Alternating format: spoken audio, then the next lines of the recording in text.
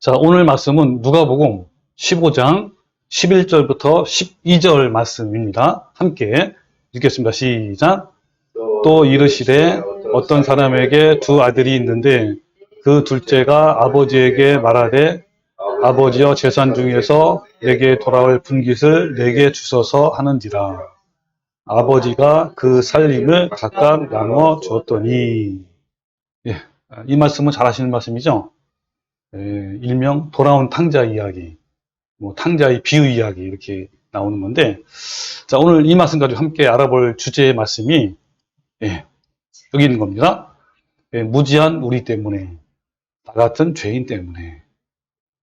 이 앞에 있는 이 제목은요, 이 복음성가에 나오는 가사를 제가 따서 이렇게 붙인 겁니다.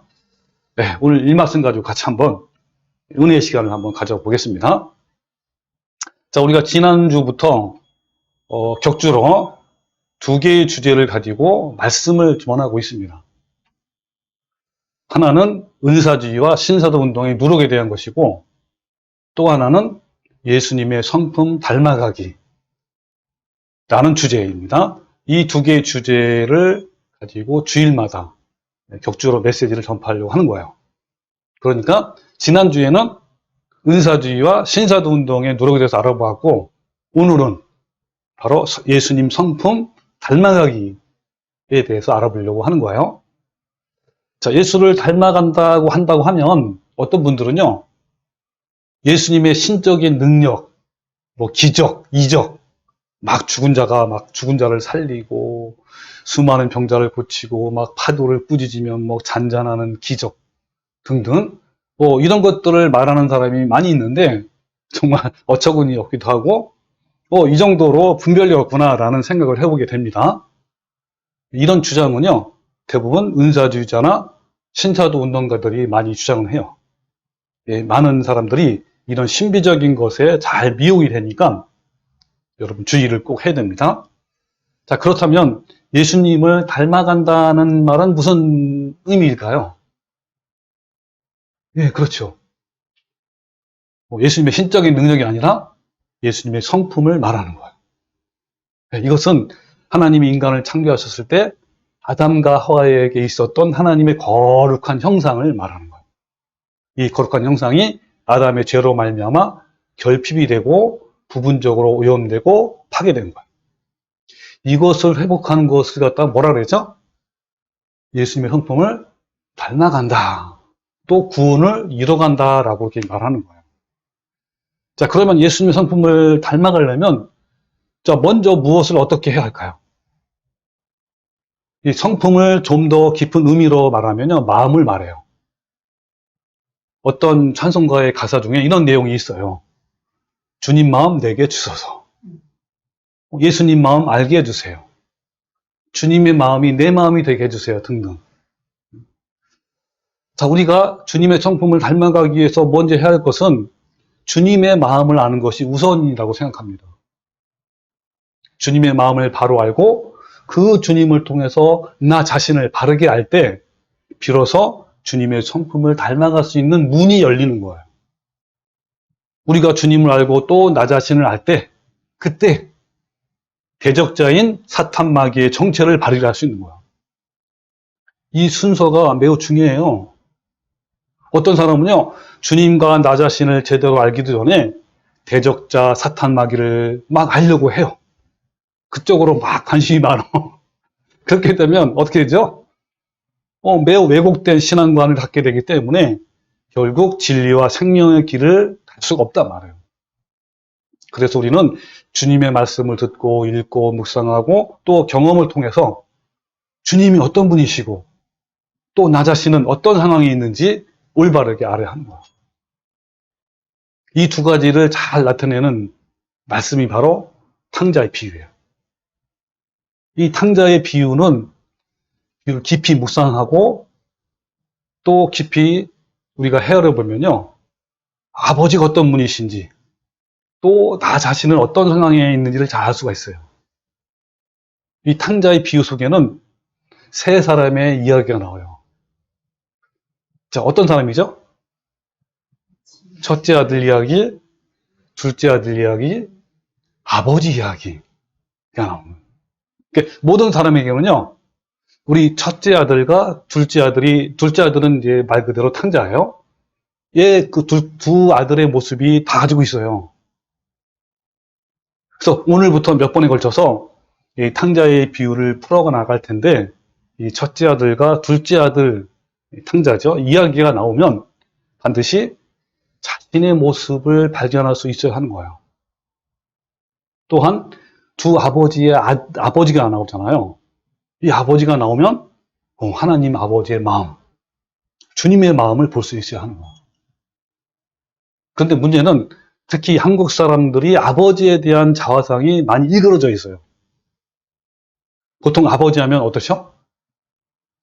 저의 마음이 넓고 분량이 많으시고 자녀를 품어주시고 올바른 교육을 시켜주고 가족의 보호와 안녕과 경제를 듬직하게 책임을 지는 상으로 생각하잖아요.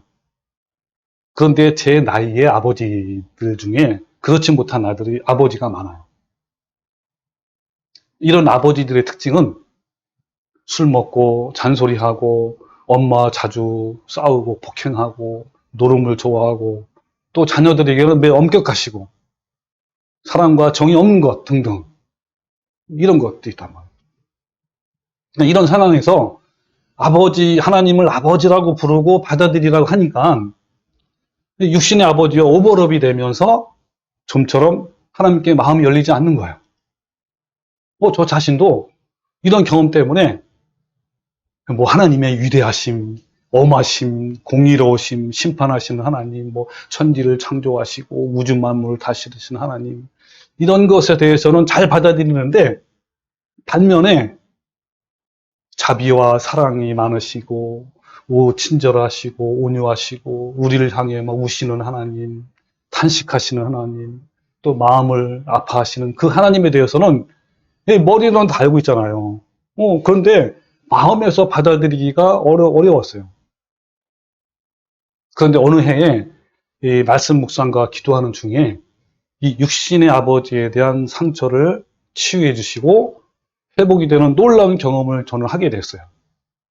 그 이후부터 우리 육신 아버지가 생전에 계셨을 때 저에게 인자하게 잘 대해 주셨던 그 모습들을 계속 생각나게 해주시는 거예요.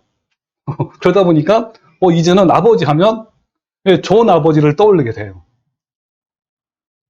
이런 경험이 있는 이후에 하나님을 자연스럽게 이제 아버지라고 이렇게 부를 수 있는 거야.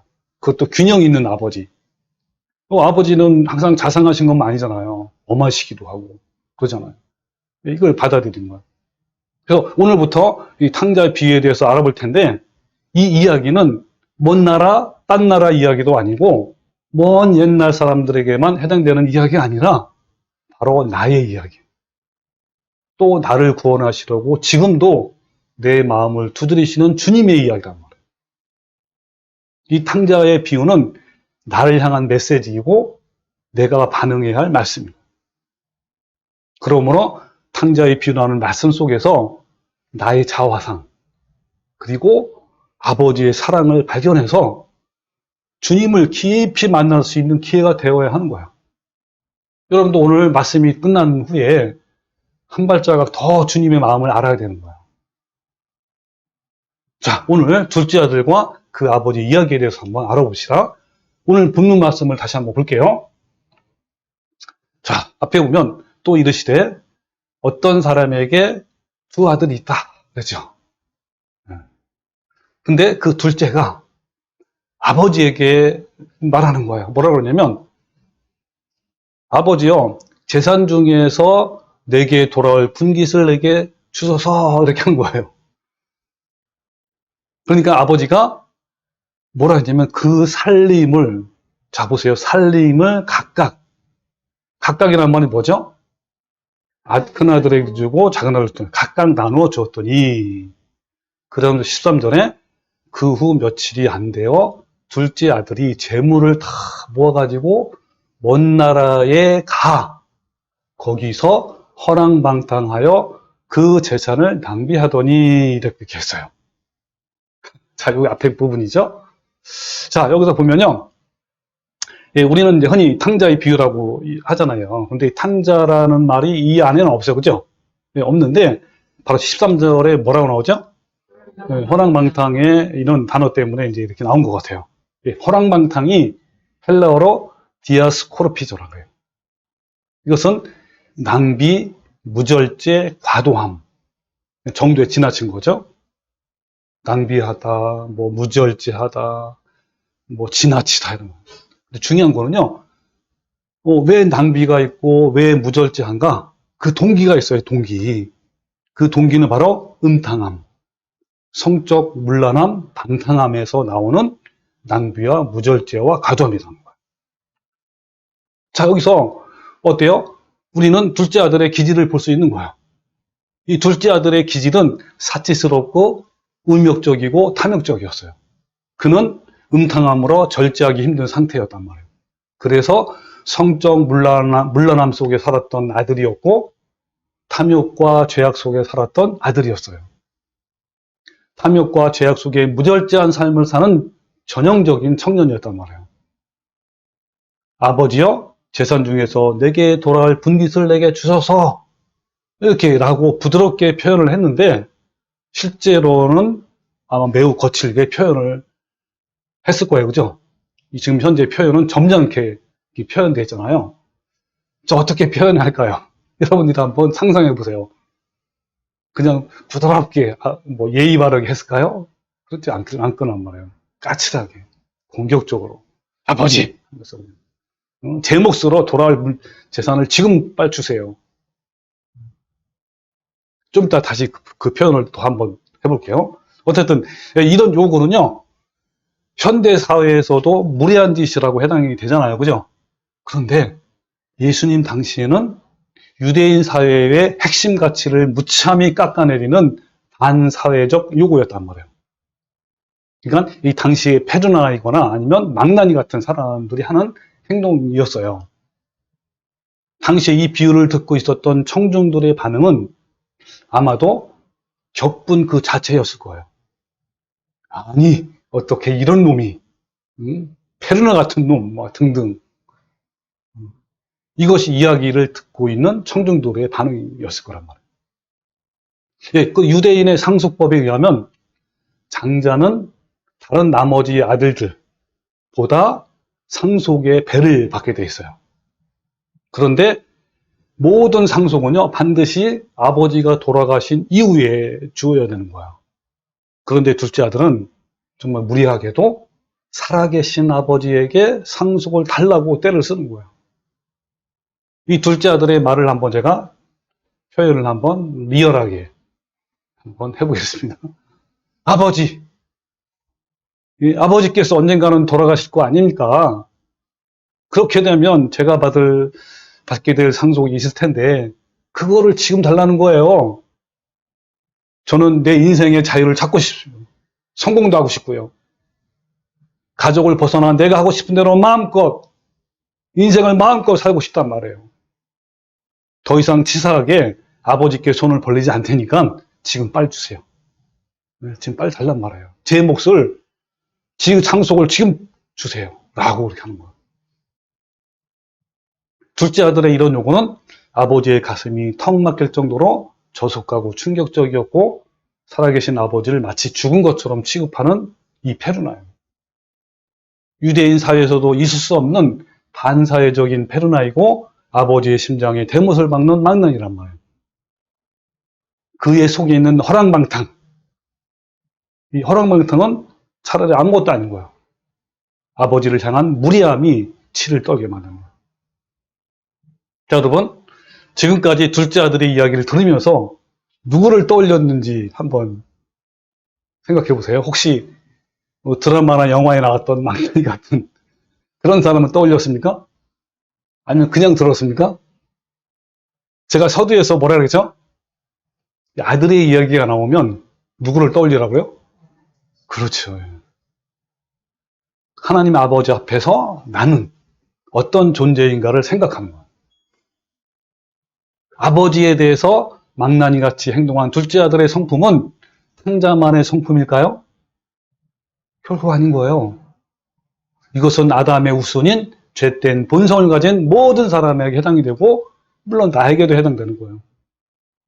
그 옛날 하나님과 마음이 합한 자라고 불렸던 다윗 왕에게도 있었던 탐욕과 허랑방탕이었단 말이에요. 여러분, 하나님과 마음이 합한 다윗도요, 깨어있지 못하고 방심하니까 간음죄와 살인죄를 범하게 된 거예요. 더 큰 문제는 자신이 하나님 앞에서 얼마나 큰 죄를 지었는지 모른다는 것이 문제예요. 탕자가 아버지에 대해서 모든 것들이 얼마나 아버지의 마음을 아프게 했는지 모르는 것처럼 다윗도 그랬고 우리도 마찬가지예요. 하나님의 사람 다윗 왕이 이런 악을 저지른 후에 나단 선지자가 와서 그의 죄를 지적하기까지 오랜 기간 동안 자기가 지었던 간음죄와 살인죄를 죄라고 전혀 인식하지 못하고 있었던 거란 말이에요. 나단 선지자는 다윗의 악한 마음을 깨닫게 하기 위해서 찾아와가지고 하나의 이야기를 들어줘요. 그 이야기 내용이 어떤 내용이냐면 어떤 마을에 두 사람이 있어요. 한 사람은 많이 부유해, 부자야. 또 한 사람은 매우 가난했어요. 그 부자는 아주 많은 양떼와 소떼가 있었고요. 근데 그 가난한 사람에게는 새끼 양 한 마리, 어린 양 한 마리만 있었던 거예요. 그 자식들과 함께 키웠어요. 그 어린 양은 주인의 밥그릇에서 함께 먹었고 또 물도 같이 함께 마시고 주인의 품에서 막 안겨 자고 그 어린 양은 자기 딸처럼 귀여워했단 말이에요. 마치 우리 강아지 해피처럼. 그런데 어느 날 그 부자가 나그네를 찾아왔어요. 이 부자는 이 손님에게 이제 대접을 해야 될 거 아니에요. 근데 자기네 그 살찐 짐승이 얼마나 많아요. 그게 너무너무 아까운 거야. 그래서 한 마리도 잡기 싫은 거야. 그래가지고 부자는 가난한 이웃 사람의 어린 양을 빼사다가 그리고 어떻게 했냐면 그 손님한테 자기의 집에서 잡은 것처럼 얘기하면서 허풍을 떨면서 손님을 대접한 거예요. 근데 이 이야기를 들은 이 다윗 왕이요, 막 분노하고 마음이 막 들끓어가지고 아니 어찌 그런 사람이 있을 수 있냐? 라고 하면서 당장 잡아와서 죽여야 된다. 라고 노발대발한 거야. 성경을 봅시다. 사무엘하 12장 5절에 다윗이 그 사람으로 말미암아 노하여 나단에게 이르되 여호와의 살아계심을 두고 맹세하노니 이 일을 행한 그 사람은 마땅히 죽을 자라. 죽여라는 거죠. 그가 불쌍히 여기지 아니하고 이런 일을 행하였으니 그 양 새끼를 4배나 갚아줘야 하라. 이렇게 한 거야. 그때 어떻게 했죠? 나단 선지자가 다윗한테 당신이 그 사람이다 라고 한 거야. 이 말 들은 이 다윗 왕은 정말 청천벽력 같은 그런 말을 들은 것. 그 죄를 깨닫고 바로 납작 엎드렸어요. 그래서 마음이 합한 자예요. 다윗이. 비록 살인죄와 간음죄를 졌더라도 정말 하나님 앞에 무릎 꿇고 납작 꿇고 주님께 참여하고 고백하고 자백하는 이런 그 마음 자세. 비록 이것 때문에 많은 징계를 받았지만 바로 이런 것이 마음이 합한 자죠. 그래서 나단이 다윗에게 당신이 그 사람이다 라고 지적하기까지 자신의 죄를 몰랐던 이유는 부패하고 타락한 인간의 속성 중에 하나. 그게 바로 뭐죠? 죄의 합리화와 은폐 때문에 그런 거야. 다윗 왕은 자신의 죄를 다음과 같이 합리화하고 은폐했단 말이에요. 어떻게 했냐면 그래도 나는 왕인데 한 나라의 왕이란 말이에요. 이 모든 것들이 다 내 것인데 왜냐면 그때 당시에 고대 왕들은요 남의 아내 뺀 건 아무것도 아니에요. 죽이는 거 아무것도 아니라고 다 그렇게 했어요. 본인들이 남들도 하는데 왕들이 이렇게 합리화할 수 있어요. 내가 얼마나 영적으로 탁월한데 그동안 내가 하나님을 위하여 얼마나 수고를 많이 했고 쓰러져가는 이스라엘을 바로 세우고 영적으로 성경해왔고 또 하나님을 위해서 이렇게 열심히 했는데 네, 이런 공로가 많다 보니까 합리화하고 은폐한 거예요. 근데 이와 같이 자신의 죄를 합리화하고 은폐하게 되면 자신이 지은 죄에 대해서 둔해져요. 자, 여러분, 이것이 다윗에게만 생긴 것일까요? 전혀 그렇지 않은 거예요. 이 일은 탕자도 그랬고 우리 모두에게 현재 진행되고 있는 일이래요. 우리는 단지 다윗처럼 내 속에 합리화되고 은폐된 죄를 못 보고 있을 뿐인 거예요. 자, 지금 예수님은 둘째 아들의 이야기를 하면서 우리에게 바로 당신이 둘째 아들이다 라고 말씀하고 시작하는 거예요, 지금.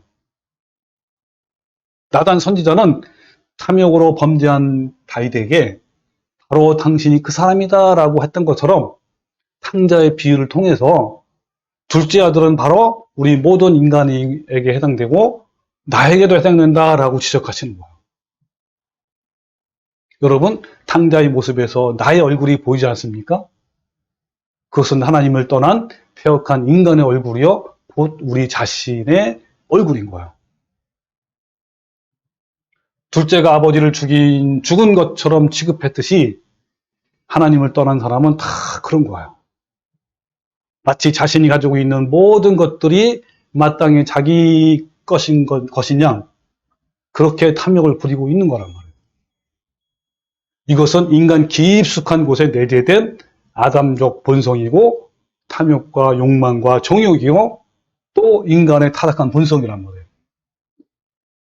성경에는 이런 인간의 모습을요, 무리하거나 무절제하거나 방탕하고 음란하고 또 정욕적이고 탐욕 등으로 표현한 거예요. 아버지, 제 몫으로 돌아올 재산을 지금 주세요 라는 이 뻔뻔한 태도는 인간의 부패한 마음으로부터 나온 거야. 사람 속에 있는 부패한 마음 때문에 자신의 무리함과 뻔뻔함과 사악함을 제대로 보지 못하는 거예요. 하나님 아버지 앞에서 자신이 얼마나 부패한 죄인임을 깨닫지 못한단 말이에요. 그저 자신이 마음대로 즐길 것과 자신의 권리만을 주장할 뿐. 이게 바로 타락한 인간이 그런 거예요. 그런데 하나님을 떠난 사람은 세상에 있는 불신자들만 해당될까요? 전혀 그렇지 않습니다. 교회 열심히 다니면서 헌금도 잘하고 교회에서 직분을 잇는 교인들 중에도 마음에서 하나님과 멀어진 사람이 너무나 많아요. 제가 질문 한번 해볼게요. 자, 아버지 집을 떠나지 않았던 첫째 아들, 탕자의 비유에서 이 첫째 아들은 아버지의 마음을 알고 아버지를 순종한 자인가요? 이건 나중에 자세히 알아보겠지만 이 첫째 아들도요, 다른 사람들이 보기에 비록 몸은 아버지 집에 있었지만 아버지를 떠난 자예요. 우리 인간에게는 아까 얘기했죠, 아버지를 떠난 두 아들의 모습을 다 가지고 있어요. 하나님을 믿는다 하면서 교회를 열심히 다니면서 하나님보다 세상을 더 사랑하고 재물과 겸하여 섬기고 육신에게 져서 육신대로 사는 교인들이 너무나 많다는 거예요. 자, 관련된 성경 구조를 한번 봅시다. 자, 외식하는 자들아. 마태복음 15장 7절이죠. 그러면서 이사야가 너희에 관하여 예언하도다. 이사야 선지자가 구약에 있는 이스라엘 백성들에게 같이 말씀해요. 뭐라 그랬죠? 이 백성이 입술로는 나를 공경하되 마음은 내게서 멀도다. 이 백성이 바로 하나님 믿는 이스라엘 백성이에요. 이스라엘 백성은 여전히 하나님을 믿고 그죠? 늘 제사 지내고 하나님께 헌신한다고 안식일 지키죠. 뭐하죠? 다 했단 말이에요. 그 백성에게 말로는 막 공경해. 예, 입은 아까 뭐라 했죠? 입은 뭐라고요? 입만 달아있다. 입만 달았어. 예, 입만 달았단 말이에요. 근데 마음은 먼 거예요. 예, 바로 첫째 아들 모습이란 말이에요. 입모습이. 그 사람의 계명으로 교훈을 삼아 가르치니 나를 헛되이 경배하도다. 그래서 갈라디 5장 10절을 지지난 시간에 배운 건데 육체의 소욕. 그러니까 우리 하나님 믿는 사람에게는요. 두 가지 싸움이 있다고 그랬죠. 하나는 뭐라고 그랬죠? 육체의 소욕. 또 하나는 성령의 역사가 싸운단 말이에요. 싸워. 근데 어때요? 성령을 따라 행하면 육체의 욕심을 이루지 않아요. 어떤 열매를 맺어요? 성령 열매를 맺어요. 그런데 어떻죠? 육신에게 져서 나오잖아요. 육신에게 져서 육신을 따라. 그러면 어떤 열매를 맺죠? 네, 여기 나온 것처럼 5장 19절이죠. 육체의 일은 분명하다. 아주 정확하게 드러난단 말이에요. 그래서 15가지가 나와요. 우리 지난번에 15가지 자세히 알아봤죠? 네. 자, 읽어볼까요? 그냥? 네, 빨리 읽어볼게요. 음행과 더러운 것과 호색과 우상 숭배와 주술과 원수 맺는 것과 분쟁과 시기와 분냄과 당기는 것과 분열함과 이단과 투기와 술 취함과 방탕함과 또 그와 같은 것들이요. 전에 너에게 경계한 것 같이 경계하노니 이런 일을 하는 자들은 하나님 나라를 유업으로 받지 못할 것이요. 네. 여기 있는 것처럼 은혜를 받은 구속을 받은 신자들이 하신 말씀이에요. 하나님을 떠난 인간의 모습을요, 로마서 1장 29절에는 정말 아주 리얼하게 설명 잘 되어 있는데, 제가 쉬운 성경으로 한번 따와봤습니다. 그들이 뭐냐면 하나님을 떠난 인간들이에요. 그들은 온갖 불의와 악행과 탐욕과 악독으로 가득 찬 사람들입니다. 또한 시기와 살인과 다툼과 속임과 저기로 가득 찼으며, 남에 대해서 말하기를 좋아하고 남들을 비방하고 하나님을 미워하며 거만하고 건방지며 뽐내기를 잘합니다. 그들은 악한 일을 계획하고 부모님께 순종하지 않습니다. 그들은 양심도 없으며 약속을 지키지 않으며 친절하지도 않고 동정심도 없습니다. 자, 여기는 보면 이 불신자들이 많이 행하는 거에 가깝죠. 그죠? 자, 좀 더 들어가 볼게요. 디모데 3장 2절에는요. 정말 하나님을 믿는다는 사람이 해당되는 말씀이 많아요. 더. 자, 말세에는 사람들이 자기 자신과 돈만 사랑하며, 이게 제일 중요합니다. 하나님은 뭐라 그랬죠? 예수님은 자기를 부인하라고 했잖아요. 자기를 부인하라고. 근데 여기는 어때요? 하나님을 떠난 사람들은 바로 자기를 사랑해요. 그리고 돈을 사랑해. 자기를 사랑하고 돈을 사랑하기 때문에 뒤에 있는 것들이 나오는 거예요. 어떤 것들이 나오죠? 뽐내고 교만하고 다른 사람을 헐뜯고 부모에게 순종하지 않고 감사하지도 않고 하나님께 원하시는 사람이 되려고 하지도 않고 또 다른 사람에 대한 사랑도 없고 용서도 없고 나쁜 말을 일삼고 절제하지 못하고 잔인하고 선한 것을 싫어하고 가까운 친구를 배신하고 성급하게 행동하고 교만하고 쾌락을 즐기고. 자, 그러면 제가 색깔을 바꿨죠. 뭐라 그랬죠? 하나님을 사랑하지 않고 겉으로는 하나님을 섬기는 채 하나 실제로는 하나님을 경외하지 않을 거다. 여러분은 이런 사람들을 멀리하기 바랍니다. 네, 그렇습니다. 실제로는 하나님을 섬겨 교회 열심히 다닌단 말이에요. 그러나 삶 속에서 하나님을 경외하는 삶을 살지 않는 거예요. 입만 살아있어. 그걸 말하는 거야, 지금. 자, 주님을 닮아가는 이 첫걸음은요, 이와 같이 하나님을 알고 그 하나님 앞에서 나 자신의 정체성을 바로 아는 거예요. 아버지로부터 떨어지고 분리가 되는 것이 얼마나 비참하고 악한 것이고 죄악 중에 있는 것이고 사망에 이른다는 것을 알아야 하는 거예요. 예수님 당시의 유대 사회에는 망나니 같은 이런 아들을 가족이 죽이는 경우도 종종 있었고 또한 아들이 나간 뒤에 장례식을 치르기도 하는 거예요. 너는 이미 내 아들이 아니야. 죽은 자야, 죽은 아들이야. 아주 그냥 결정을 내버리고 선언하는 거란 말이에요. 그래서 오늘 본문 말씀에도 이런 말씀이 있어요. 이 내 아들은 아버지가 그러죠. 이 내 아들은 죽었다가 다시 살아났다. 또 형한테도 뭐라냐면 이 내 동생은 죽었다가 살아났다라고 2번씩이나 얘기해요. 죽은 사람처럼 취급하는 거예요. 즉 둘째 아들 같은 경우에는 아버지와 가족의 명예를 더럽힌 사람으로서 죽어 마땅한 것이고 죽은 자로 여기는 것이 그 당시의 일상적인 일이란 말이에요. 아버지, 제 몫으로 돌아올 재산을 지금 주세요. 라는 아들의 요구는 참으로 저속하고 불효막심한 행동이에요. 이 당시의 유대인 부동산법, 그 희년 제도라고 불러요. 그에 의하면 그 아들이 요구했던 것은 이런 헌금이나 현금이나 뭐 귀금속이나 소장품도 해당이 돼요. 아마 아버지가 평소에 아끼고 간직했던 소장품도 있었을 거예요. 그런데 이 아들은 탐욕과 자기 정욕을 쫓아 살고 싶은 마음 때문에 눈이 멀어서 아버지의 마음 따위는 생각조차 없었어요.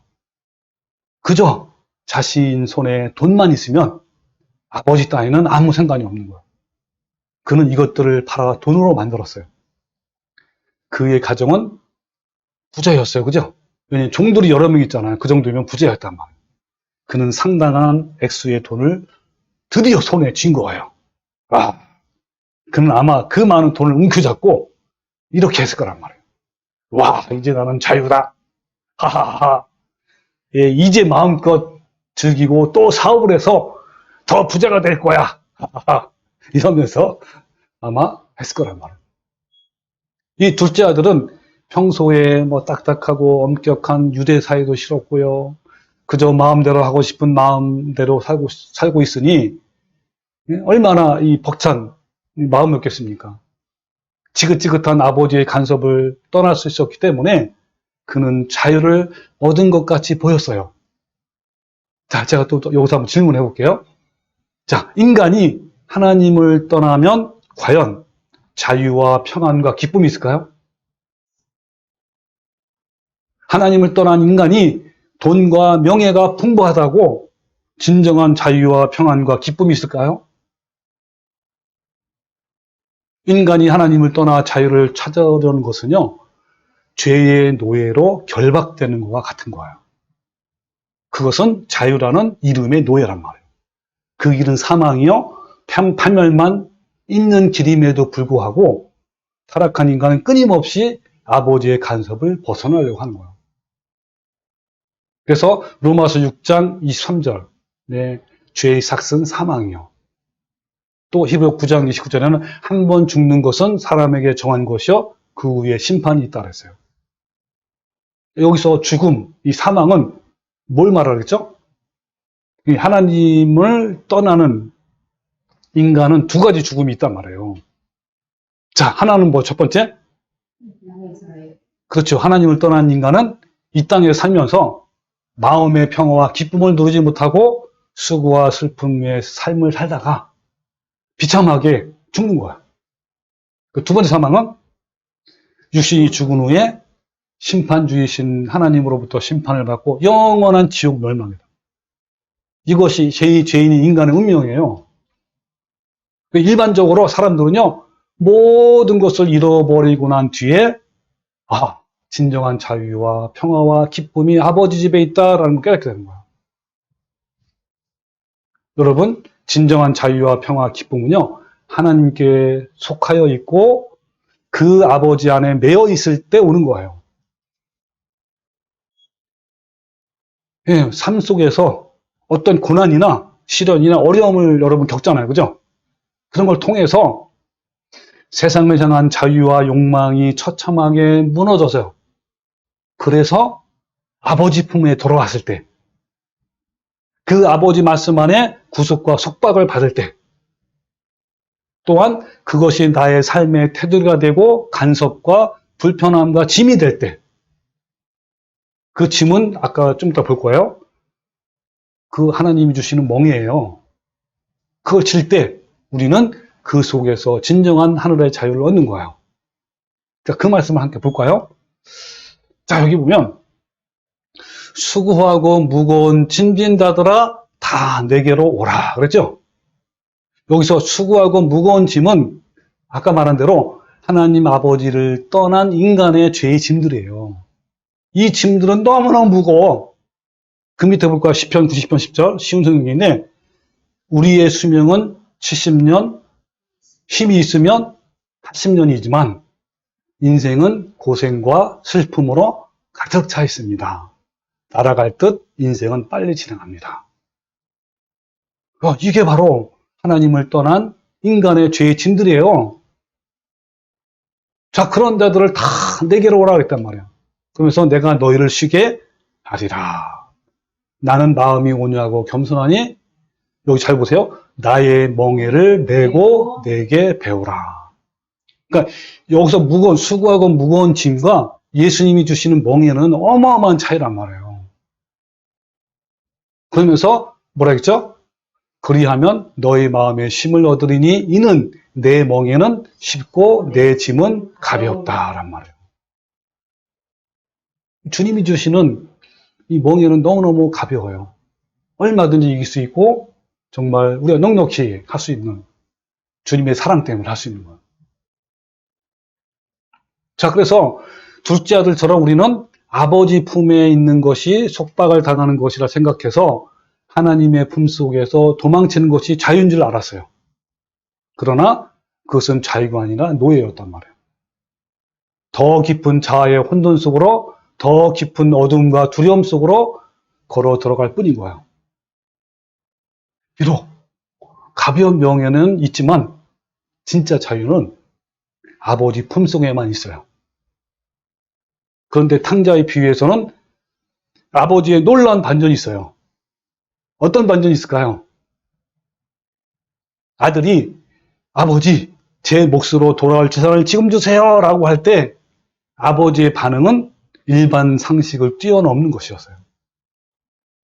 자, 그 당시에는 어땠다 그랬죠? 그 당시에 그런 아들을 공개적으로 다루는 법이 있잖아요. 아버지는 그 법을 따르지 않은 거예요. 즉 뭐냐면 동네 한가운데서 막 공개적으로 뺨을 때리거나 추출하거나 장례식을 치르지 않았단 말이에요. 그냥 자기 몫에 따라서 둘째 아들뿐만 아니라 첫째 아들까지 상속을 주었어요. 근데 왜 아버지는 이런 선택을 했을까요? 왜 아버지는 둘째뿐만 아니라 첫째 아들까지도 상속을 주었을까요? 아마 아버지는 이 조그만 마을에서 다른 사람에게 이 사실이 알려질까봐 떠나고 싶은 아들에게 아무도 모르게 주었을 거예요. 아니 혹시 이웃에게 알려지더라도 첫째와 함께 주었으니까 크게 문제가 되지 않을 것이라고 판단했을 거란 말이에요. 그러니까 아버지는 이렇게 하는 것이 아들의 명예를 보호하는 것이라고 생각했어요. 이와 같이 아들을 위해 배려하시는 아버지의 마음을 아들은 결코 몰랐어요. 아들은 아버지를 한 번도 배려한 적이 없었어요. 그의 말과 선택이 아버지의 마음을 얼마나 고통스럽게 하고 명예와 손상을 주었는지 모를 뿐만 아니라 알 필요도 없었던 거예요. 그저 자신의 목만 챙겨서 향락의 도시로 빨리 가서 취하고 싶은 욕망 외에는 없었어요. 그것이 바로 죄된 인간의 마음이에요. 아버지, 제 몫으로 돌아올 재산을 지금 주세요 라고 아들은 자신의 재산을 달라고 했는데 아버지가 주신 것은 그냥 재산이 아니라 뭘 줬다 그랬죠? 살림. 뭘로 표현했다고요? 살림. 자, 한번 읽어볼게요. 본문 12절인데 그 둘째가 아버지에게 말하되 아버지여 재산 중에서 내게 돌아올 분깃을 내게 주소서 하는지라. 그랬더니 아버지가 그 살림을 각각 나누어 줬더니 그랬어요. 여기서 살림은 헬라어로 비우스예요. 근데 뭐를 가장 많이 나오냐면 생명, 삶. 재산도 물론 말하지만 제일 먼저 생명과 삶을 말해요. 그 자료를 한번 보여드릴까요? 저기 이제 헬라어 나오죠? 네, 비오스. 자, 생명, 또 맨 밑에 보면 이제 기본형이 뭐냐면 생명, 삶이에요. 그러니까 이 말은 무슨 말이죠, 여러분? 아버지는 뭘 준 거예요, 얘한테?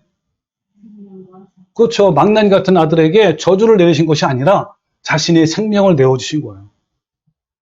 이 비유를 통해서 예수님은 죄인인 우리를 향한 아버지의 마음을 지금 이야기하는 거예요. 하나님을 떠나서 비참함과 죄의 고통 가운데 있는 인간을 바라보는 그 하나님 마음을, 그 가슴 아픈 심정을 표현하신 거예요. 여러분, 우리는 아버지의 그 슬픔을 몰랐어요. 아버지의 가슴 아픔과 그 견디심을 몰랐단 말이에요. 여러분은 예전에 알았습니까? 몰랐잖아요. 예수님 외에 누가 이 아버지의 심정을 말해줄 분이 있겠습니까?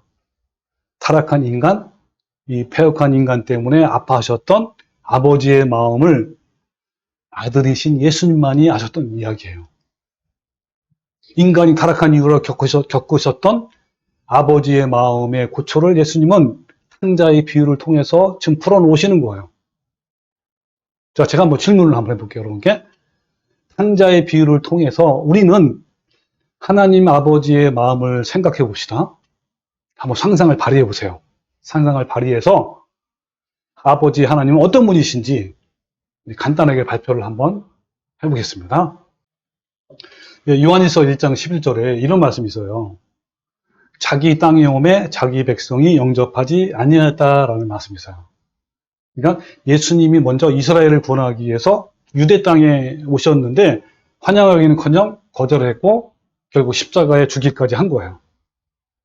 아버지가 자기의 가정에 왔는데 가족이 환영해주고 반겨진 것이 아니라 오히려 거절한 거예요. 그 아픔과 거절감이 바로 아버지의 마음이란 말이에요. 그러니까 항상 우리 편에만 생각하지 말고 우리를 향해서 안타까워하시고 속상해하시고 마음이 아프신 그 아버지 마음을 한번 헤아려 보라는 거예요. 우리는 늘 거절했잖아요, 하나님을. 그럼 하나님은 감정이 없나요? 감정이 있잖아요. 하나님도 거절감과 아픔이 있어, 아픔. 그 아버지의 마음을 헤아리려 보라는 거예요, 우리가. 다만 생각하지 말고. 인간은 항상 하나님 아버지께 무례하게 대했어요. 감사치도 않고 적대감을 가지고 자신의 인생이 그죠? 자신의 몫이라고 외친 거란 말이에요. 그런 아들의 명예를 보호하기에 아버지는 혼자 눈물을 삼키시고 애쓰신 거예요. 하나님을 떠난 죄인들을 구원하시기 위해서 독생자이신 예수님을 기꺼이 십자가의 죽음에 내어주신 그 아버지의 마음을 한번 생각해 보란 말이에요. 둘째 아들은 공개적으로 내쫓지 않고 뺨을 치거나 장례식을 할 수도 있었지만 아버지는 행여나 돌아올지도 모르기 때문에 자비와 오래 참으심으로 기다리신 거예요. 그게 아버지의 마음이에요. 자, 질문 또 하면요. 여러분은 나 같은 죄인을 향한 아버지의 마음을 생각해 보신 적 있나요? 망나니 같은 나, 그죠? 벌레 같은 나, 나를 위해서 얼마나 나를 사랑하시고 그 사랑을 다른 말로 표현하면 열애. 얼마나 나를 열애하시는지 그 예수님의 마음을 헤아려 본 적이 있나요? 나 때문에 슬퍼하시고 나 때문에 우시고 힘들어하시는 그 슬퍼하시는 그 하나님에 대해서 그 예수님에 대해서 한번 생각해 보셨단 말이에요. 예수님은요 십자가의 죽음 앞에서 고통스럽고 치욕스러운 십자가를 생각하면 가슴이 답답해질 때도 있어서요. 그러나 예수님은 죽어가는 나를 위해서 죽어가는 백성들을 위해서 생명을 주시기 위해서 마침내 십자가의 몸을 찢으시고 피를 흘리신 거야. 그것은요 예수님의 인간을 향한 끝없는 사랑이었어요. 열애였단 말이에요. 십자가는 신의 지독한 러브 스토리였단 말이에요. 죽음으로써 생명을 살리신 하나님의 사랑이란 말이에요. 자, 그거를요 빌립보서 2장 5절에 이렇게 표현했어요. 너희 안에 이 마음을 품으라. 곧 누구의 마음? 예수 그리스도의 마음이잖아요. 여러분 이 마음을 품어야 돼요. 그러면 어떻게 됩니까? 그 마음이 어떤 마음인지 알아야 할 거네요. 그걸 품어야 돼. 예수님 마음을 알고 그 예수님 마음이 나의 마음이 되고 내 모든 것이 돼야 된단 말이에요. 그 예수님 마음이 어떻죠? 여기 보면 그 다음에 나와요. 어떻습니까? 자, 그는 근본 하나님의 본체시나 하나님이란 말 본 예수님은 하나님이셔요. 그러나 하나님과 동등됨을 취할 것으로 여기지 아니하시고 오히려 자기를 비워 종의 형체, 즉 노예로 그죠? 가지사 또 사람들과 같이 되셨고 사람의 모양으로 나타나시고 또 자기를 낮추시고 죽기까지 복종했단 말이에요. 무슨 죽음이요? 네, 십자가의 죽음. 이게 바로 예수님 마음이에요. 누구를 위해서? 나를 위해서. 그걸 부모란 말이에요. 네, 현대인 성경에 보면 너희 안에 이 마음을 품으라 곧 그리스도 예수 마음이니, 현대인 성경에 뭐냐면 여러분은 그리스도 예수님과 같은 마음을 가지십시오. 또 공동 번역에는 여러분은 그리스도 예수께 지니셨던 마음을 여러분의 마음으로 간직하십시오. 또 NIV 성경에는 여러분의 마음가짐은 그리스도 예수의 마음과 같아야 합니다. 이런 거예요. 우리 예수님 마음을 알아야 되는 거예요. 자, 주님 마음이 어떤 마음인지 한번 더 깊이 들어가 봅시다. 좀만. 자기를 비워 종의 형체로 가졌다라는 말은 스스로 비우셔서 노예의 모양을 취했다라는 말이에요. 이거 신학적 용어로는 뭐라냐면 비하의 신분. 뭐 자기를 비하한다 그러잖아요. 예수님은 근본 하나님의 본체이시지만 스스로 하나님으로서의 모든 걸 버리신 거예요. 그 이유는 바로 사랑 때문에. 너무 사랑해서 텅 비워버리신 거예요. 하나님으로서의 존재, 위치, 권위, 능력, 보좌, 영광, 영원한 생명까지 다 비우신 거예요. 사랑 때문에. 자신에게서 모든 특권을 다 버리셨고, 그래서 생각 없는 분처럼 모든 것을 가치 없는 것으로 여기셨단 말이에요. 여러분, 우리도 어떤 사람을 사랑하면, 특히 남녀 간의 사랑이죠? 어때요? 이런 비슷하잖아요. 바보같이 되고. 그것처럼 우리 정현주님이 우리 오수자매님을 사랑했을 때 그런 것처럼 내가 없어지고 내 자존심도 내 권위도 생각도 모든 내용을 다 빼버리시고 생각 없는 사람처럼 사랑 외에는 모든 것을 가치 없는 것을 여기는 거야. 사랑은요, 내 속에 있는 모든 것을 녹여버립니다. 사랑은 밥으로 만들고 어떤 자손과의 가사처럼 저 높은 별을 넘어 이 낮고 낮은 땅 위에 죄범한 영혼 찾아오셨다라고 하는 거죠. 종의 형체를 가지사 사람과 같이 되셨다라고 했는데, 자, 이걸 직역하면 뭐죠? 노예 형태로 취하였고 사람과 같이 되신 거예요. 그럼 이것을 신학적 용어로 뭐라는지 아세요? 동화되었다 그래요. 그러니까 뭐냐면 이것은 왕이 노예의 신분인 어떤 여인을 사랑해서 스스로 노예가 된 것처럼 더 큰 거예요, 이거는. 뭐냐면 창조주신 신이 피조물인 인간을 사랑하셔서 사람과 같이 되신 거예요. 이게 동화됐다 그래요. 사람과 같이 되셨다. 그러니까 아버지의 사랑은 자신의 모든 것을 비우시고 그 사람처럼 되는 거예요. 예수님은 우리를 너무 열애하셔서 죄인처럼 되신 거란 말이에요. 예수님은 멸망받을 죄인을 위해서 자신을 버리시고 죽으신 거예요. 예수님의 사랑은 십자가에 죽기까지 복종한 거란 말이에요. 오직 사랑하는 나를 위해서, 여러분을 위해서 기꺼이 죽기까지 복종한 거란 말이에요. 이게 바로 예수님의 성품이에요. 이 마음을 너네들은 가져라라는 거예요. 그렇다면 주님의 사랑에 대한 여러분의 반응은 무엇인가요? 하나님이 우리를 그렇게 열애하시고 그렇게 사랑하셨는데 여러분은 어떠시죠? 자기의 목숨까지도 내어주면서 주님은 나를 사랑했단 말이에요. 그거에 대한 여러분의 반응은 무엇인가요? 그렇게 여러분을 사랑해서 자신을 비우시고 사람과 같이 되셨고 십자가에 죽기까지 복종하신 그 사랑에 대한 여러분의 응답은 무엇이라는 거예요? 나 같은 죄인을 위해서 십자가에 죽으심으로 구원의 길을 열어놓으신 주님의 마음을 여러분은 얼마나 알고 있습니까? 하나님은 십자가보다 더 큰 걸 주셨는데 여러분은 그 주님을 위해서 무엇을 주시겠습니까? 자, 거기에 대한 찬송가 오늘 불렀죠? 311장. 자, 이 시는요, 나는 너를 위해 모든 것을 다 했다. 그런데 너는 나를 위해 무엇을 하는가? 이런 시에서 나온 그 가사예요. 뭐 간단하게 뭐 많이 나가고 여기 나온 것처럼 내 너를 위해서 몸을 버려서 피 흘려 내 죄를 속하여 살 길을 다 주었단 말이에요. 널 위해 몸을 주었는데 너는 무엇을 주느냐? 널 위해 몸을 주었건만 너 무엇을 주느냐? 아버지 보좌와 그 영광을 떠나서 밤같은 세상에 만백성 구하러 오셔서 죄 중에 빠져서 영죽을 인생을 구하려 주시려고 피를 다 흘렸단 말이에요. 하나님은 용서와 참사랑을 가지고 세상에 내려와 값없이 주었단 말이에요.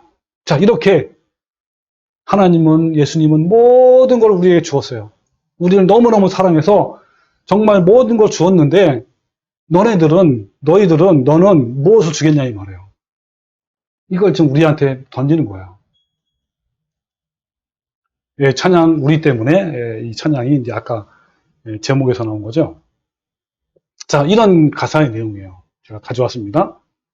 잊을 수 없네 하나님의 사랑, 날 살리려고 주신 생명, 내 십자가 지고 오르신 갈보리 언덕, 날 향한 사랑 때문에, 우리 때문에 생명 주셨고 우리 때문에 고통을 당하셨네, 우리 때문에 갈보리에 오르셨네, 무지한 우리 때문에 나는 보았네, 피 묻은 십자가 날 구원하시려고 흘린 사랑, 나를 바라보시며 흘리신 용서의 눈물, 날 향한 사랑 때문에 내가 살아야 할 이유를 찾았네, 나의 삶을 모두 주님께 드리는 것, 그가 날 위해 모든 것 주셨듯이 나의 삶을 주께 드리리. 주님께. 바로 우리 때문에 십자가 지셨고 우리 때문에 죽음 당하셨고 우리 때문에 물과 피를 쏟으셨고 바로 무지한 우리 때문에, 나 같은 죄인 때문에. 너무너무 이 표현을 잘 한 것 같아요.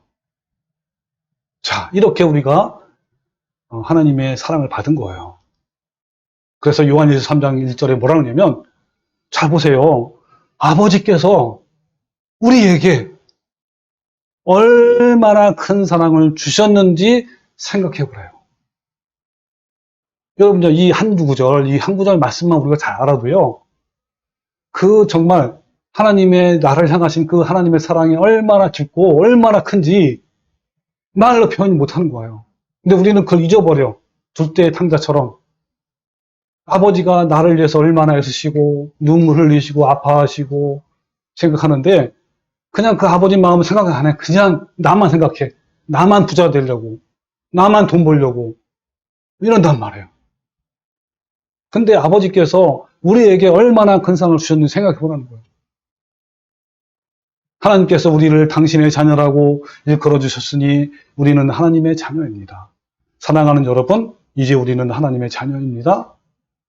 앞으로 우리가 어떻게 될지는 아직 밝혀지지 않았습니다만, 그리스도께서 나타나시면, 자, 주님 다시 오시면 우리도 그와 같이 참모습 그대로 뵙게 될 것이기 때문입니다. 그에게 이런 소망을 두는 사람은 그가 깨끗하신 것 같이 거룩한 것처럼 누구나 자기를 깨끗게 합니다. 이렇게 말씀하는 거예요. 둘째 아들의 그 무리함 때문에, 또한 벌레만도 못한 나 때문에 그 슬픔 가운데서도 거절감과 무리함으로 마음이 상할 때에도 하나님은 우리의 부끄러움과 수치를 덮으시는 방법을 생각하셨고 하나님밖에 없는 외아들을 십자가의 죽음에 내어놓으신 거예요. 그것은 바로 십자가의 사랑이에요. 여러분, 아버지 제 몫으로 돌아올 재산을 지금 주세요 라는 둘째 아들의 부패한 모습을 통해서 나 자신을 보셨습니까? 여러분, 망나니 같은 아들에게 저주를 내리신 것이 아니라 자신의 생명을 내어주신 아버지의 마음을 헤아려보신 적이 있습니까? 아버지의 마음, 그리고 나 자신을 알 때 우리는 진정으로 예수님의 성품을 닮아갈 수 있는 거예요. 여러분, 우리 모두 우리에게 주신 생명의 말씀을 통해서 아버지의 마음을 알고 나 자신의 정체를 알아서 날마다 주님을 닮아가는 성도가 되시기를 주님의 이름으로 축원합니다. 아멘.